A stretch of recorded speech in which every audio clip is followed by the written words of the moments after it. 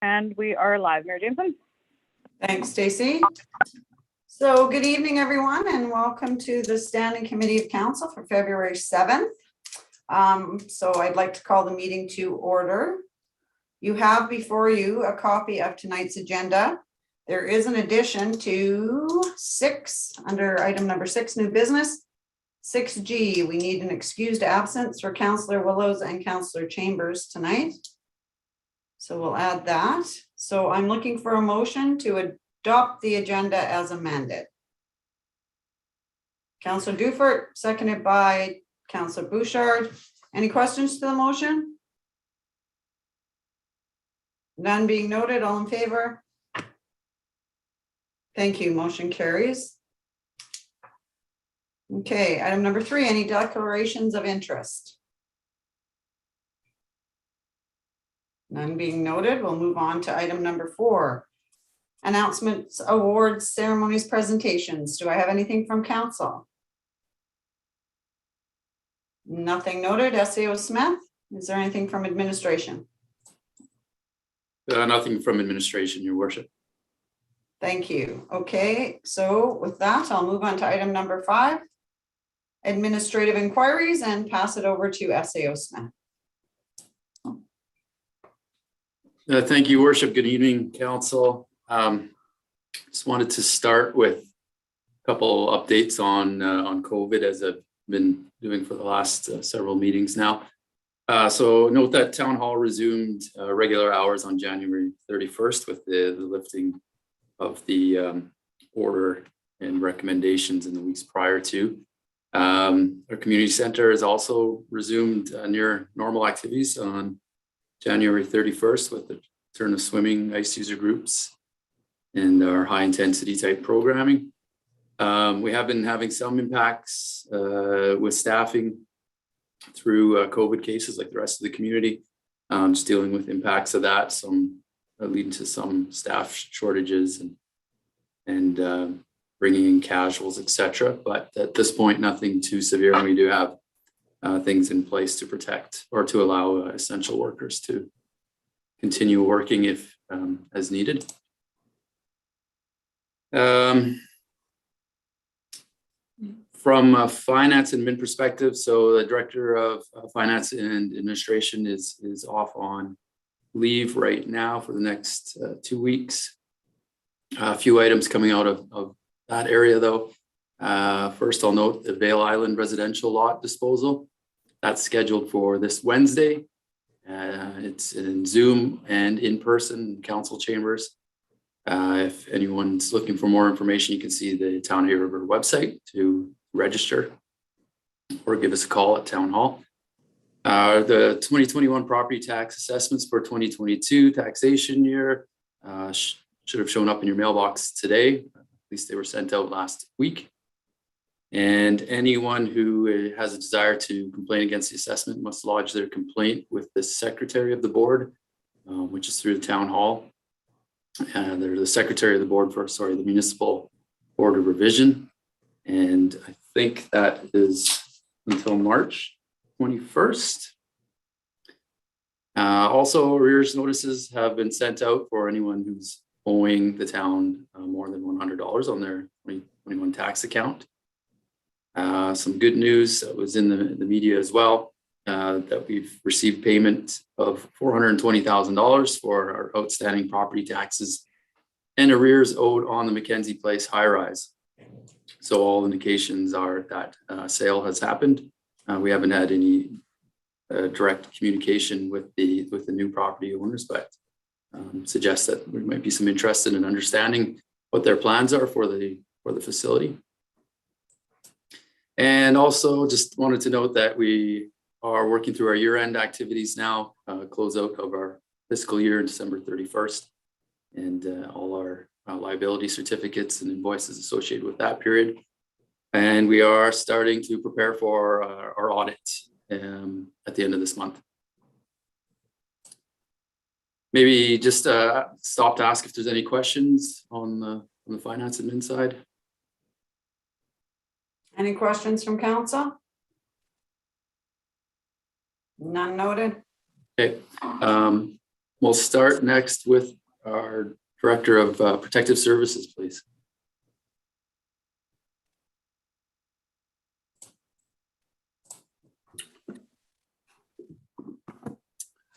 Good evening. Thank you, Your Worship. Couple updates outside of the report. Currently for the month of January, or sorry, I guess be February, not January. We've done 17 calls, actually 18. Just had one go out, so 18 calls for the month so far. Nothing on the fire side, but pretty busy on the ambulance. I did want to highlight a new graph that's in the monthly report. It's a new graph that reports on all emergency calls. So just combine them all into one stat, and then also all the hours, and that's broken down into 4 different categories. So emergency calls gives a quick total for all emergency calls for the month. It also highlights how many calls were taken during staff hours by staff, and how many calls were taken by volunteers. Operational hours are all hours that are not spent on emergency calls, and that's broken down again by staff and volunteer hours. And obviously that's affected this month for the volunteers because we haven't been meeting or training. So their hours have not been adding up on that end. And then emergency hours are all hours spent on emergency calls for the month. That's broken down again into staff and volunteer. And then there's a total hours, which breaks down all hours by both staff and volunteer, and that'll report on the year. So you'll be able to see a snapshot of the year and a snapshot of the month for hours for all. So hopefully that's helpful moving forward. The only other update I have on current initiatives is I did discuss with ENR about the potential to use the remaining leftover funds from the Fire Smart project for clearing the fire guard. There was roughly about $14,000 left over from the contribution agreement. So I'm trying to see if we can use that for another Fire Smart project. So we're working through that process right now, and I'll keep you guys posted if we can. Thank you. Thank you. Any questions for our Director of Protective Services? None being noted. Back to you, SEO Smith. Thanks, Your Worship. Go next to the Director of Recreation and Community Services.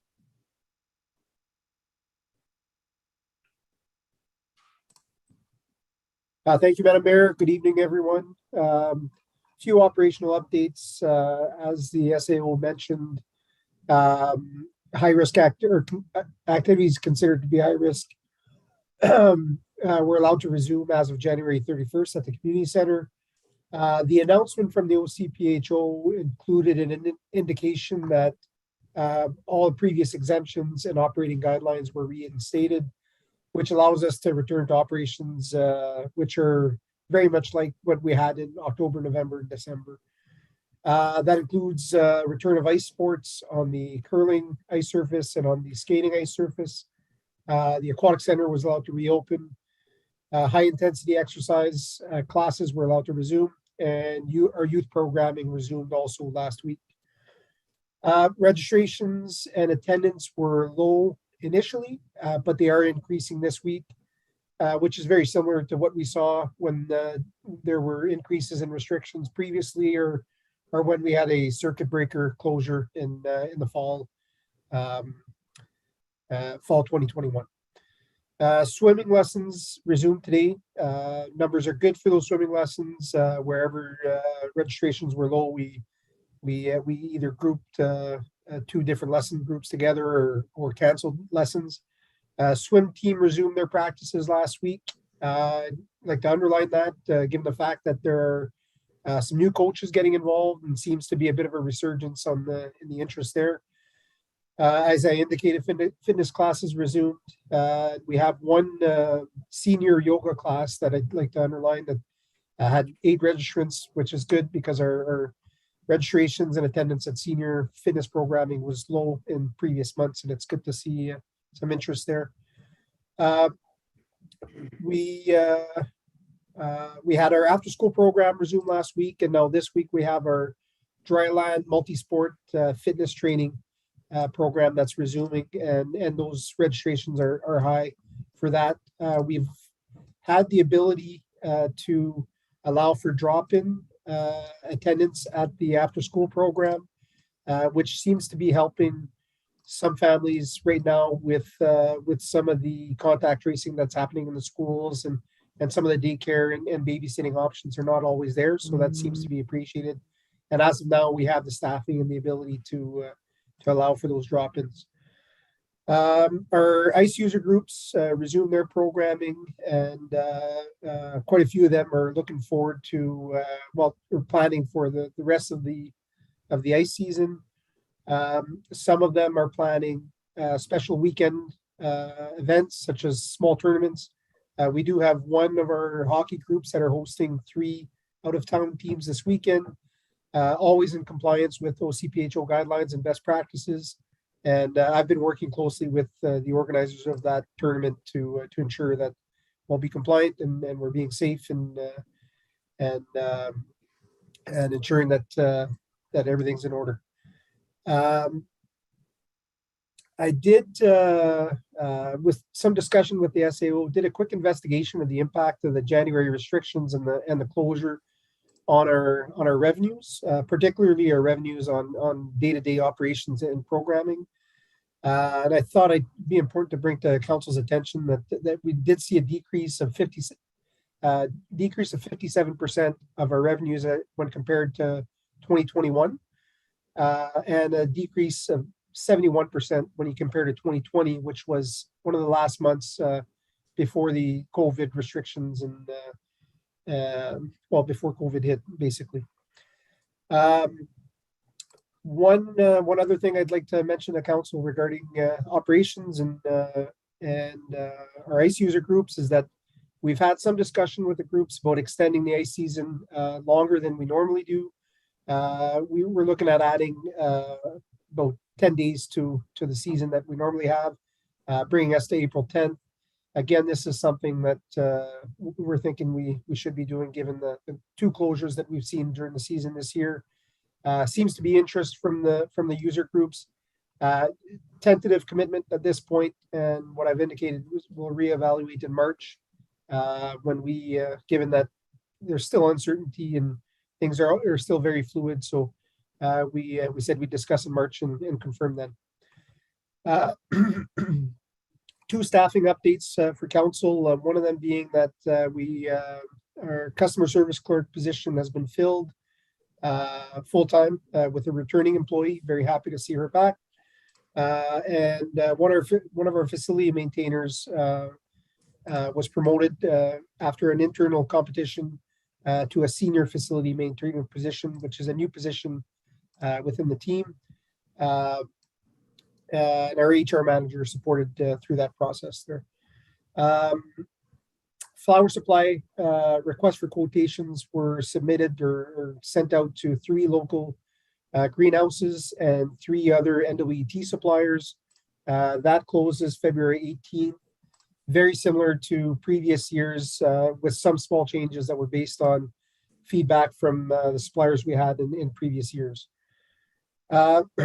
Planning and preparations continue for our 3 green space revitalization projects that have been presented to council previously. Our McMeekin Park and Port Landing planning is further ahead than the Vale Island multi-use rec area. We should have tendering out in coming weeks for those projects, and work should commence on some components of those projects this summer. On the McMeekin Chamber Park project, SAO and myself had some discussion with representatives of ITI, and they identified tourism product development and marketing program that could have some funding available to further support McMeekin Park and to enhance some of the components of that project. So we will be submitting an application to that. Their indication is that we could apply for up to $135,000. And again, I'll bring back to council further information once that funding application is prepared. I'll also be working on our Trans-Canada Trail funding applications, which we've been submitting yearly. It'll be a continuation of some of the work we've done in the past 3 years. And our HR manager is also helping in applying for green jobs funding so that we can hire a similar trail maintenance staff again this year. That's seasonal work for the spring and summer season. Those are my updates at this time. Thank you. Thank you, Director. Any questions from council? Councillor Bouchard, go ahead. And it pertains mainly to rec, I guess, but have we gotten any indication from the public health about passports and some of the restrictions that are in place and mandates and stuff? There's been rumor that the GNWD is looking at dropping it. Maybe it's discussion SEO or the mayor's had at the different levels, I guess. But yeah, just a question. I don't, if Stefan has, or our director has more, please let me know, but no, we haven't heard any more from them. Indicators are this spring, everything is to be lifted, but no details coming. That's what we've heard so far. Anything further from council? Nothing noted. Thank you, Director. Back to SAO Smith. Thank you, Worship. Before we go into the update from our Public Works and Services Director, just wanted to welcome him as Earl Dumas from Ines Consulting, a familiar face to many, but as council will know, we are recruiting for the permanent director position, but as we approach the busy construction period for us, tendering right now for a lot of our projects is underway. It's good risk mitigation to bring in someone that's had ties to us. So we're pleased to bring in Earl Dumas. And Earl, just share your video and unmute yourself, and you can give a bit of an update. But anyways, Earl comes in with a lot of experience for the town, so it's a good thing for us is that we can bring him up to speed very quickly, and we've already done that, and he's near full functional already. So go ahead, Earl. Perfect. Thank you, Your Worship. Thanks, SAO Smith. Can everyone hear me fine? This is my first time doing the Zoom thing here. Perfect. Yep. So I've only been here a week, so I'm just trying to get caught up on where we're at and where we're going. And it looks like it's going to be a pretty busy summer here. Just update on a few things here. First off, the hazardous waste cleanup project partnership with MACA through the ICIP agreement. We've been in contact with them, and we'll be meeting with them to discuss the project forward. It has to deal with hazardous waste removal, scrap metal, and site improvements at the landfill. Another items, lift station number 4. We're currently doing some testing, or the contractor's doing some hydro testing of the new force main lines. We had to extend the road closure for that intersection for 1 more week. For the Fraser Place development, the tender for that project is going to go out Thursday or Friday of this week. We just got the final drawings from Stantec. And we'll also be meeting with the Department of Infrastructure to review the 2022 corridor maintenance plan and coordinating with surrounding town infrastructure projects as well with that department. And preparing invoicing to support the town's disaster assistance policy application to support the 2021 flood repair costs. So we're working on that one as well. And that's as far as I can get on that one. Thank you. Thank you, Acting Director Dumas. And welcome back. It's good to see your smiling face again. Any questions for our Acting Director? Oh, Deputy Mayor, go ahead. Your Worship, welcome back. Earl, did you get all that snow cleared up yet? One morning. No mercy. Okay, so apparently there's no more questions. Thanks again, and back to SAO Smith. Thanks, Your Worship. Several things that I'll update council on. First is we held a bylaw and policy committee meeting at the end of January. We reviewed several bylaws, including our bylaw prioritization schedule. fees and charges in specifically to the Chase CA's fees are in front of council or committee council today. Our personnel bylaw, our management bylaw, land administration bylaw, and procurement bylaw. So a lot of activity there. All of those had recommendations coming from the committee. The management bylaw will go to the finance committee prior to coming to council. And as I mentioned, Chase is on today's agenda. And the rest of the recommendations we hope to have in front of council for start readings in maybe by end of this month, but otherwise into March. Had a meeting last week with our Stantec planners to discuss identified changes for the zoning bylaw. So we had several edits to make to that document and expect to have those incorporated for this month with delivery to council now in March. Also had a meeting last week with a municipal consultant to discuss professional services tied to the implementation of our asset management development project. So this project is supported through $37,000 received from the Federation of Canadian Municipalities. And they did do a bit of a press release on that last week. That money plus some other budgeted money will go towards development of our asset management policy, our roadmap over the next several years to see development through that project, some of our data collection needs, including asset condition assessments, and starting to look at software to determine what software is best to support the procedures. So all of that work is expected to be completed by the fall of 2022, with more to come that will be outlined in the roadmap. Myself and the Director of Finance also met with the Deputy Minister and other members of the Department of Lands last week to discuss various open files that the town has had with lands, such as our application for land to potential land to support a new municipal solid waste facility, adjustments of land lease records pertaining to the NTCL transfer file, transfer to MTS. We've had some consultation, or we've been reached out, or Lands has reached out to us last year on consultation on some equity lease applications to get fee simple title. We hadn't heard response on that, so we brought that up.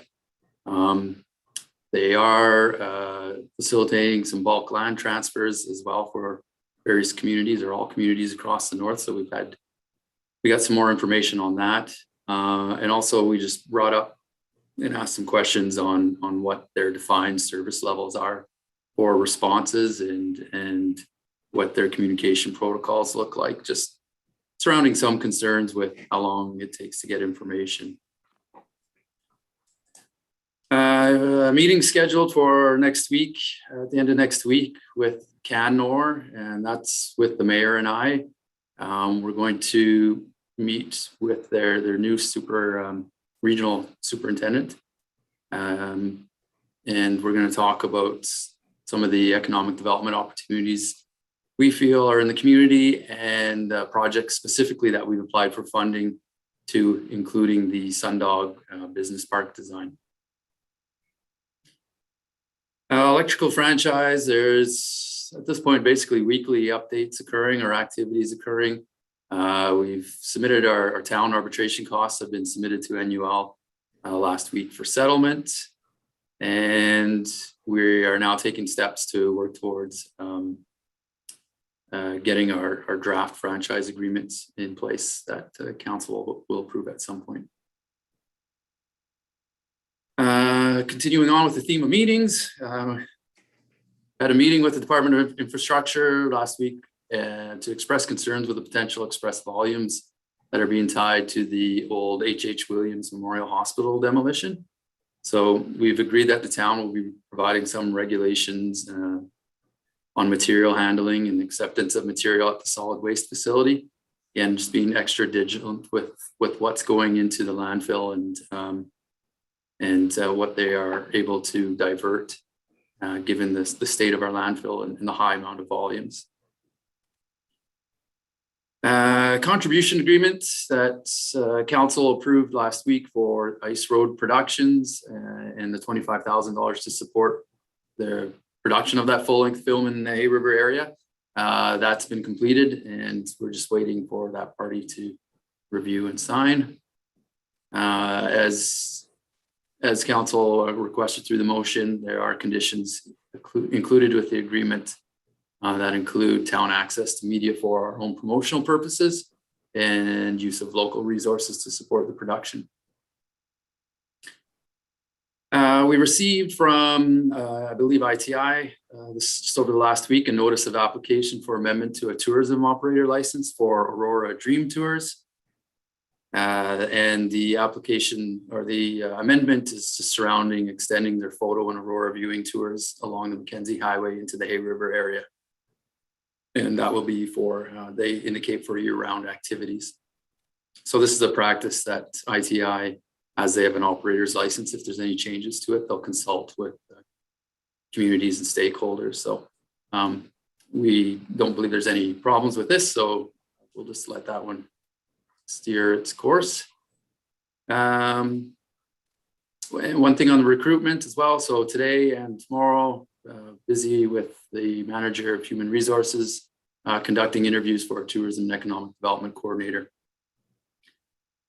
So hope to have a decision on that and get into perhaps having someone in here by April. And also I'll just provide notice that I am scheduled for some leave here at in February and then into March. So I have a few days off this week. The Director of Recreation will be providing coverage for that. But the Director of Finance will provide most of the coverage during the 2 weeks at the end of February. And that includes our administrative inquiries update. Thank you. Any questions for SAO Smith? None being noted, we'll move on to item number 6, which is new business. 6A is the Emergency Services Monthly Report for January 2022. Looking for a motion.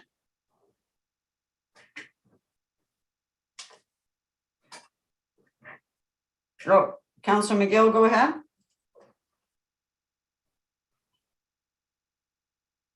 You're on mute.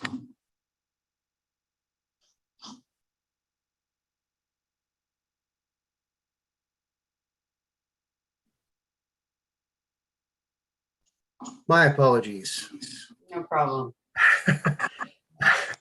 So that the council of the town of Hay River approves the emergency services activity report for January 22nd as presented. Is that where we're at? That's where we're at. So seconded by Councillor Grunewagen, was that? Oh, yeah, Councillor Grunewagen, any questions to the motion? Agreed to take forward? Thank you. Item 6B is the Municipal Enforcement Monthly Report for January 2022. Councillor Dufert, go ahead. Thank you, Your Worship. I'll move the recommendation that the Council of the Town of Hay River accepts the Municipal Enforcement Report for January 2022 as presented. Thank you. Seconded by Councillor Wall. Any questions to the motion? All in favor or agreed to take forward? Thank you. 6C is the Public Works Monthly Report for January 2022. Looking for a motion. Councillor Dufert, go ahead. Thank you, Your Worship. I'll move the recommendation that the Council of the Town of Hay River accepts the Public Works Monthly Report for January 2022. Seconded by Councillor Wall. Any questions to the motion?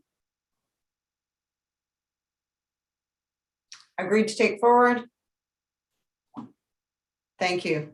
Motion carry. Or item number 6D, Recreation Monthly Report for January 2022. Deputy Mayor, go ahead. Thank you, Worship. I'll move the recommendation that the Council of the Town of Hay River accepts the report entitled Recreation and Community Services Monthly Report for January 2022 as presented. Thank you. Seconded by Counselor Dufert, any questions? Agreed to take forward? Thank you. 6D, oh, we just did 6D. 6E, the 2022 land sales incentive program. Looking for a motion. Counselor Bouchard, go ahead. Yes, thank you, Worship. I move that the Council of Town of Hay River extends the land sales incentive program through the year 2022. Thank you. Seconded by Counselor Wall. Any questions? Agreed to take forward? Thank you. Item 6F, fees and charges bylaw for Chase the Ace updates. Looking for a motion. Oh, Counselor Grunewagen, go ahead. Thank you, Madam Mayor. I'll move the recommendation to the Council of the Town of Hay River, modify the fees and charges bylaw section relating to Chase the Ace fees to a 5% fee based on percentage of gross weekly sales as recommended by the Policy and Bylaw Committee. Thank you. Seconded by Counselor McGill. Any questions to the motion? Agreed to take forward? Thank you. I believe Deputy Mayor had a question. Oh, sorry. Go ahead. That's all right. Thank you, Your Worship. My, first of all, Your Worship, for chairing that meeting for me last week. I think I've solved my tech issues as of tonight, but that remains to be seen. I just wanted to say on that, I'm glad the committee, kind of recommended some changes on that. I've never particularly been overly happy with that fee structure, but I was either in conflict or in a minority anytime I would want to raise that. Having ran a couple of these myself, and it was brought forward again when I believe when the Legion was doing it, that in those early weeks it was difficult for groups to make money. And I think with in the different climate that we're in right now with COVID and everything else, where it's more difficult to get people to come out to purchase tickets, I think is having an impact on the groups that are doing it. So I'm glad to see this. I just I did want to raise, one of the things that we discussed, and I'm not sure if this was discussed at the policy committee level, but the last time this was in front of council and we were asking, if there was kind of the ramifications of lowering this fee schedule. The finance director at the time and the SAO at the time had actually made some comments about, the town's liability. So I just wonder if we've taken that into consideration. Are we comfortable with that? Like personally, I don't like taking any more than we need to from particularly this type of thing. I look at it as a tax on volunteer user groups. But that was a concern, that the way it was explained to me was that the town had this huge liability. And I kind of questioned that at the time, but I'd like to hear if we feel that we're safe by doing this. SAO Smith.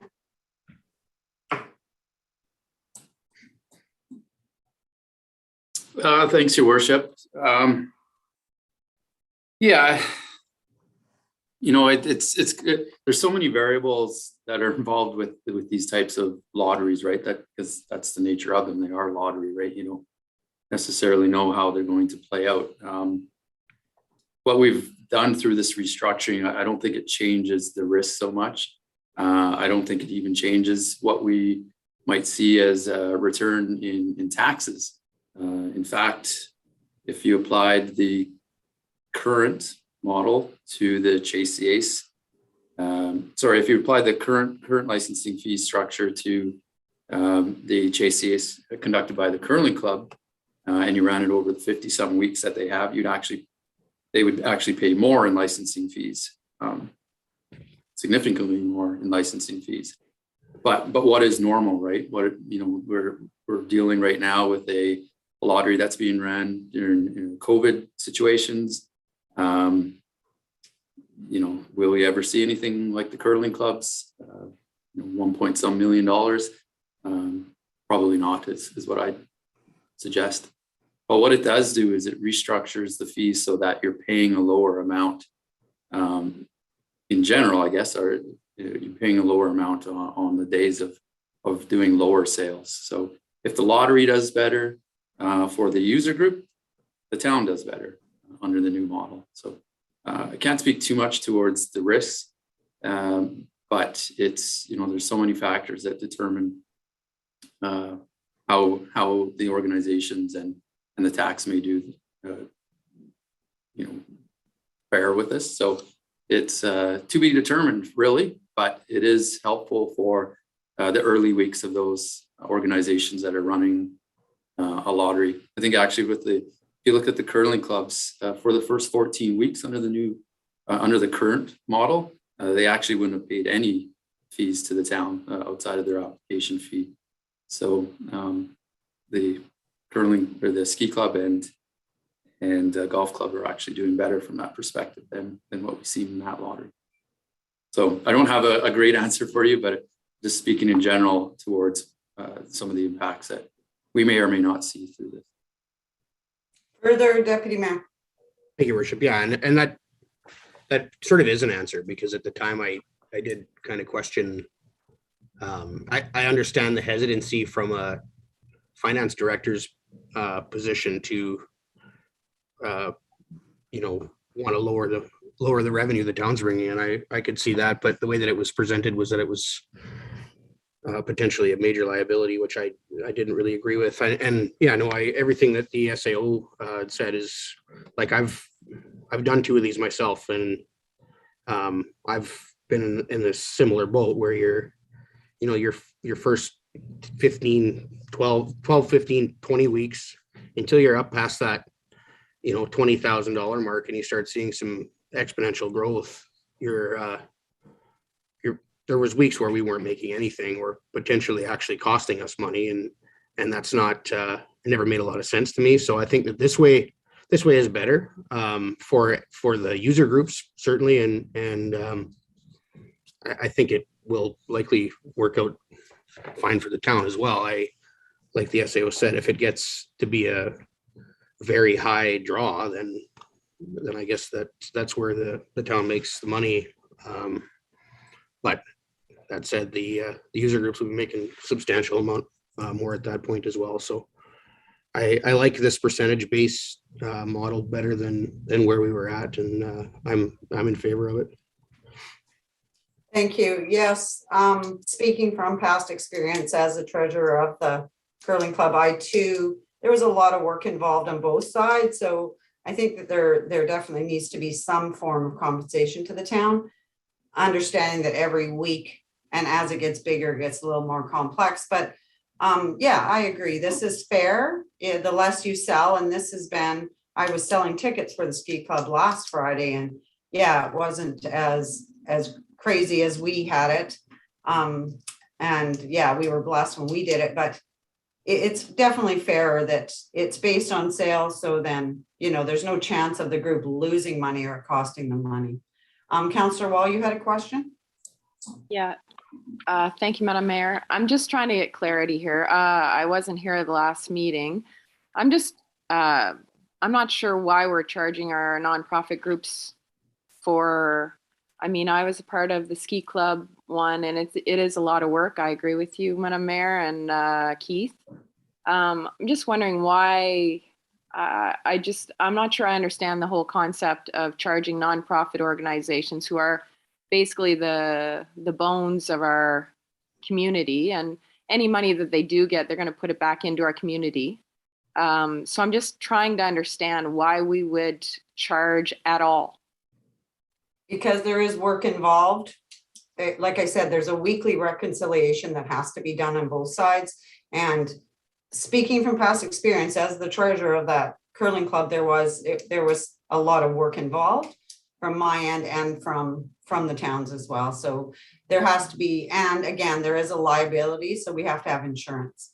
If for whatever reason a group is sued, we would be named as well. So I think that in order to, that would be my reasoning for supporting this. Like Keith said, I was there for the beginning, and we weren't even making any money. It's like, it doesn't kind of make sense. We were paying out more than we were making as a user group. It just it felt like it was a lot of money.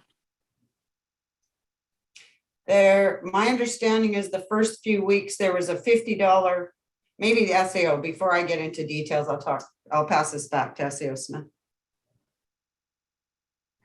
Yeah, thanks, Your Worship. I don't really have much to add. It's standard practice for lotteries to pay fees across as far as any municipal government, provincial, federal government that I'm aware of. So somebody has to pay for the bills. It's usually people that are making profits. So yeah, I mean, what's proposed right now lowers the impact, as I've suggested, based on what we've seen in COVID cases, at least, towards minimizing the early day impact on the organizations. Thank you. Any further questions from council? Councilor McGill, go ahead. Thank you, Madam Mayor. I did express this in the meeting, and I wonder if we're putting undue stress on sort of the few remaining service clubs and groups by looking to collect money from something that is essentially there to provide enough capital for them to do what the town can't do, especially like running a golf course or a ski club. So I mean, those jobs and the town offering of the Chase the Ace is in a bylaw, and the collective agreement covers the time that staff would be tasked to do jobs according to that bylaw. So I would think that we would want to make that fee as little as possible, so those groups are very successful and actually, keep services alive that the town doesn't necessarily want to maintain or run.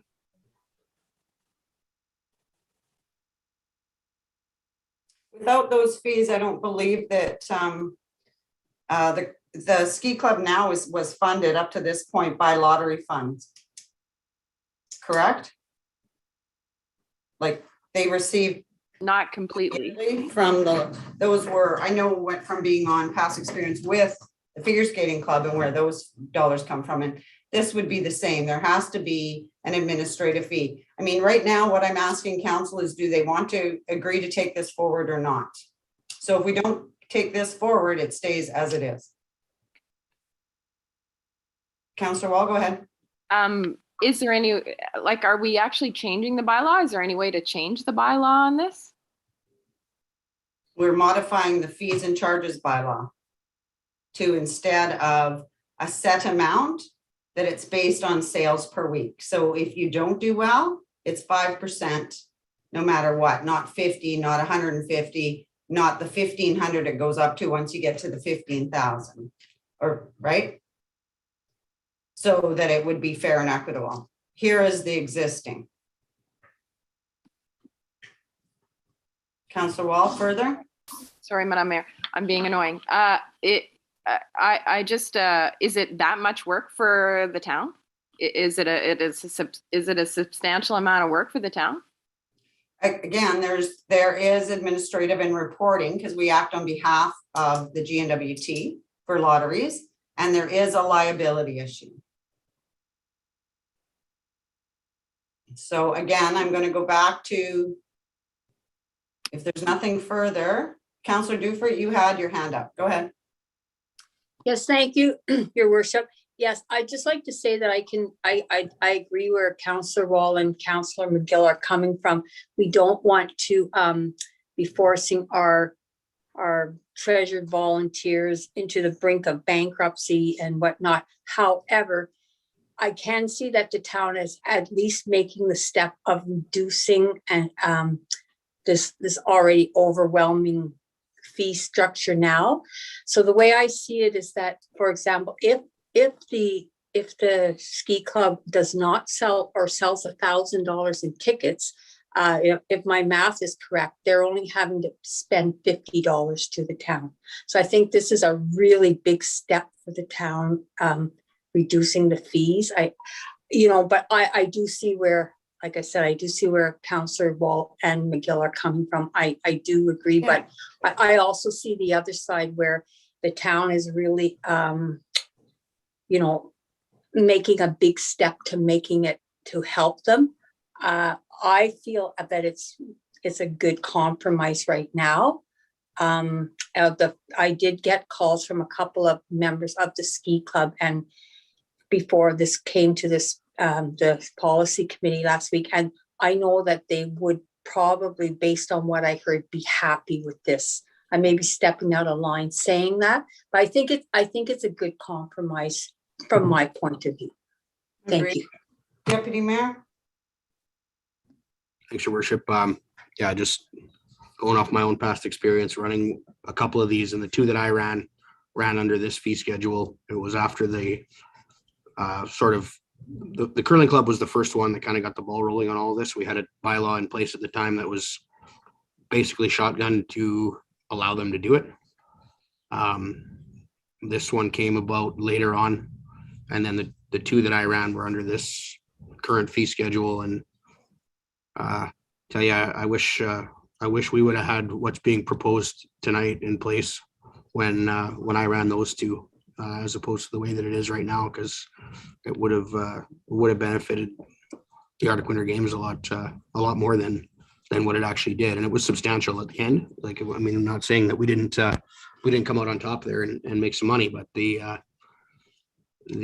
fee schedule as it is right now, I think would have been a lot more welcome in those early weeks when there was weeks where we were losing money, and I wasn't sure if I was doing anything positive for the games. I think it was week 9. If we would have had the ace drawn, we lost money. So it was, there is a risk, I guess, associated with that, but the way that this is set up now, that risk isn't there. I mean, if you sell $100 worth of tickets, you don't have to worry about losing anything once you hit a certain point.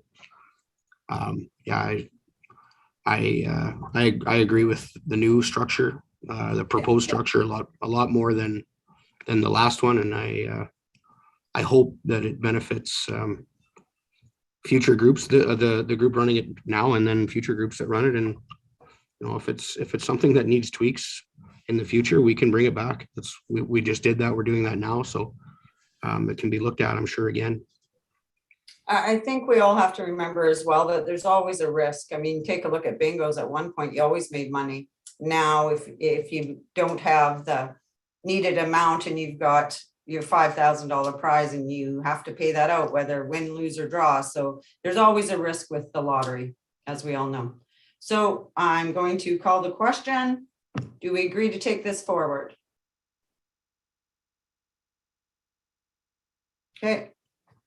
Moving on to item 6G, excused absence for Councillor Willows and Councillor Chambers. Deputy Mayor Dowie.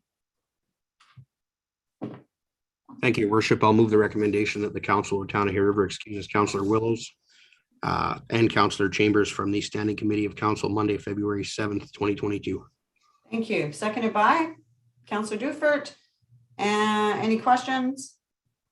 Agreed to take forward. Thank you. Okay, we do not have any in-camera items for tonight's meeting, so looking for a motion to adjourn, and I'm going to go with Councillor Dufert. Yeah, take your mic off.